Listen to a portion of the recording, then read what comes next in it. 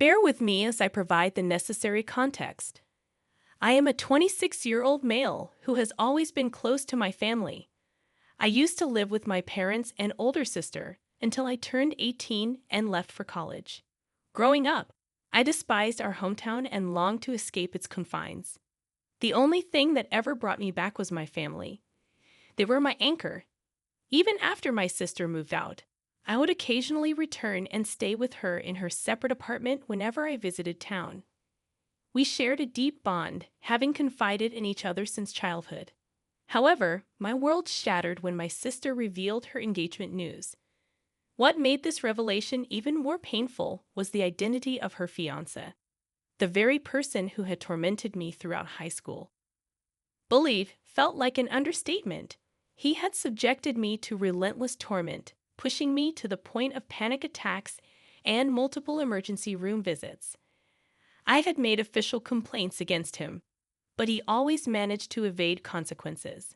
My parents and sister were aware of my ordeal. They tried their best to help, but the scars ran deep. The shock of my sister's engagement was overwhelming, feeling like an outright betrayal.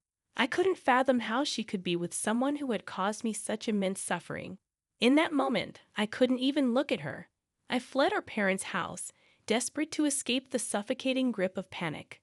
I spent that night in a hotel, ignoring frantic calls and messages from my family. The next day, I decided to face my family, knowing they must be worried sick about me. I reassured them that I was physically fine, although emotionally shattered. My sister began to explain how she reconnected with her fiancé after returning to town. She claimed he had apologized for his past behavior, a hollow gesture considering the horrors he had put me through. What stunned me even more was the revelation that they had been together for over 3 years, a period during which she never mentioned him. I felt a surge of betrayal as I realized she had shared her life with my tormentor while keeping me in the dark. When my parents expressed their disapproval, I felt a glimmer of hope that they would understand my pain. To my relief, they sided with me, questioning my sister's judgment. She grew defensive, urging us to move on from the past, a plea I found utterly absurd given the trauma he had inflicted on me. She expected me to tolerate his presence at family gatherings, but I couldn't. I bluntly told her she couldn't marry him, regardless of how irrational or stubborn I sounded. I found it unimaginable to accept him as a part of my family. When I confronted my sister, she adamantly refused to end her engagement, dismissing our conflict as a petty feud. Her words cut deep, especially considering she knew the extent of my suffering. Realizing I couldn't change her mind, I gave her a straightforward ultimatum. She had to choose between her fiancé and me. I couldn't bear to be a part of her life if she married him.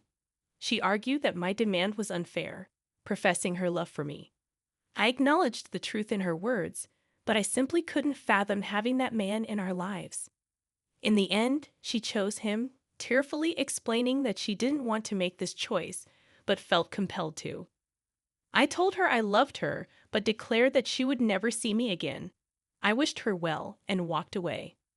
Over the years, my parents kept me updated on her life events, including her wedding and the birth of my twin nephews. Despite my desire to meet the children, I couldn't bring myself to do so. Several years passed without any contact from my sister until one unexpected day when she called me. I picked up, concerned that something might be wrong. Strangely calm, she expressed her longing to reconnect. I admitted missing her too, but I reiterated my unwavering stance regarding her husband. She proposed that he would apologize if given a chance and insisted they both wanted me back in their lives. Despite my reservations, she urged me to meet my nephews. Caught in a whirlwind of conflicting emotions, I hesitated. Before I could respond, she revealed her immediate need for help babysitting the kids, emphasizing that I was her only reliable option. Feeling cornered, I questioned my reliability, as I had never even met her children. She assured me they were prepared to apologize and reconcile, emphasizing the importance of having their uncle in their lives. Feeling overwhelmed, I asked for time to think. I admitted my desire to meet my nephews, but expressed my discomfort with suddenly being entrusted to babysit kids I had never met before. I told her to give me space, promising to revisit the conversation later. I grappled with my decision, wondering if I was wrong for not wanting to babysit my nephews due to my unresolved issues with her husband. Feeling guilty about declining my sister's request, I sought solace in a conversation with my parents. They reassured me that, while they accepted my sister and her kids, they couldn't embrace her husband into the family. Their support meant the world to me. Opening up to them about my dilemma, I expressed my remorse for not helping my sister. That's when they disclosed that she had recently lost her job, causing financial strain. It became clear they were struggling and needed a free babysitter, with me being the first choice. I inquired about her husband's situation and why he couldn't assist. My parents revealed he had never held a job for more than 3 months, and his family had cut ties due to fights. Oddly satisfying was the realization that my high school bully had become a non-contributing member of society. While my parents advised against babysitting, the final decision lay with me. Despite my initial determination to help, I wrestled with the fact that my sister only contacted me out of necessity.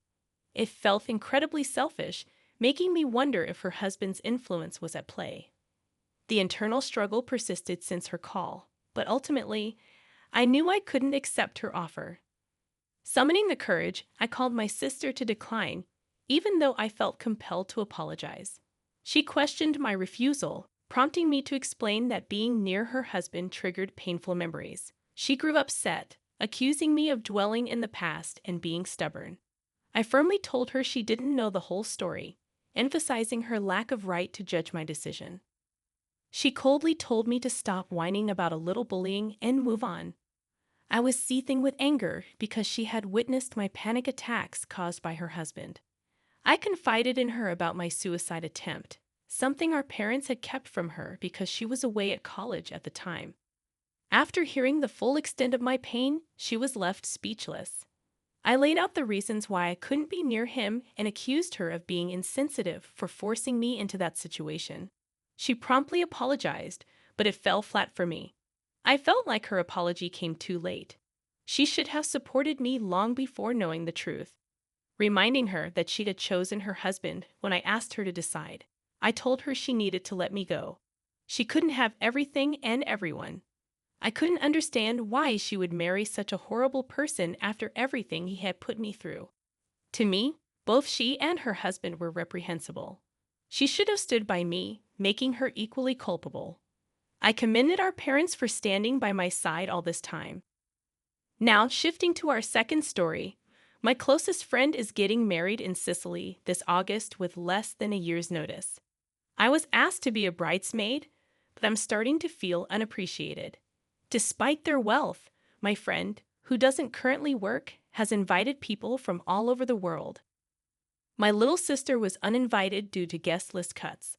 They chose a 5-star hotel for the venue, expecting guests to pay for their own accommodations from Thursday to Monday.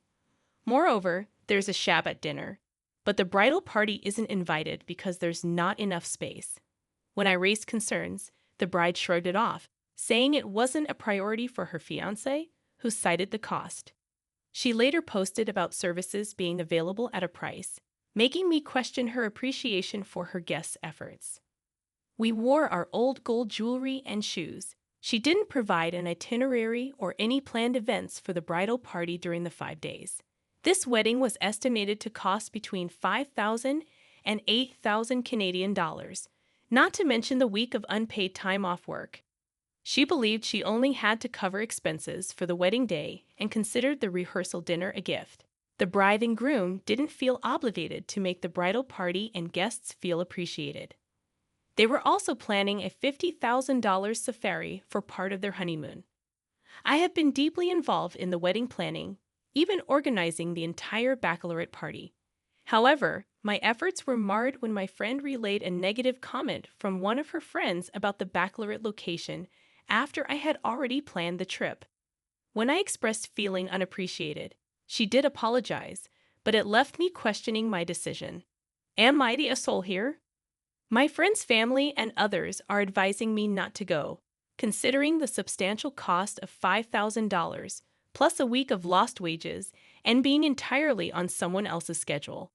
They suggest I apologize with vague comments about wishing them the best but explaining I won't be able to make it.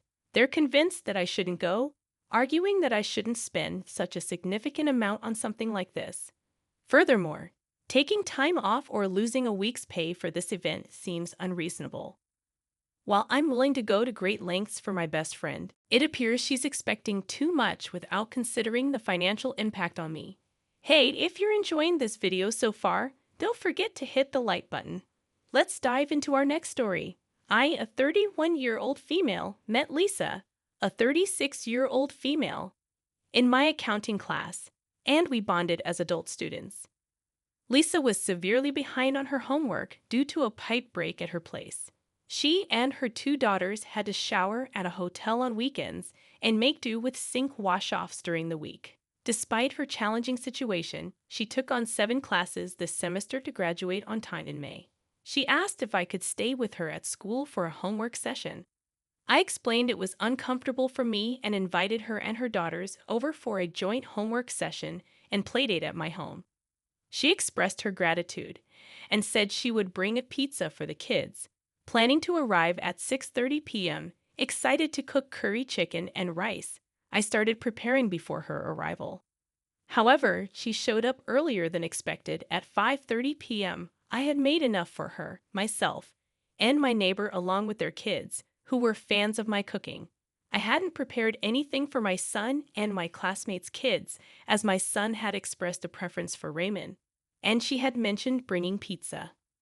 When she arrived, she immediately went upstairs to use the bathroom. It was slightly awkward, but I brushed it off. However, I noticed she hadn't brought any pizza, so I inquired. She explained she got her 2 daughters Wendy's instead. I asked her daughter's age, and she said 5, although she looked older and taller than my son. The mom corrected her, stating she was 3 and had a speech impediment. Despite noticing the kids asking for food, I didn't offer them my leftovers, thinking it wasn't my responsibility. Later, the kids expressed their reluctance to leave, and the mom asked if they could spend the night. Overwhelmed and considering it was a weekday, I declined. Am I the asshole for not sharing my leftovers, which consisted of 1 piece of chicken, rice, and veggies, and refusing to let them spend the night? I didn't provide the kids with snacks like popcorn and Oreos. She mentioned the 9-year-old's Wendy's meal had been accidentally thrown away. Second edit. I invited her over for dinner, but she declined, citing her class that night. I suggested the kids could come over when she attended class instead of staying with their dad. This was what she had told me about their routine. After discussing her situation, she revealed they were homeless and washed up at school due to broken pipes. She asked to stay overnight, but I declined. Am I the asshole for not helping her and her kids in this situation? Many have suggested calling child services.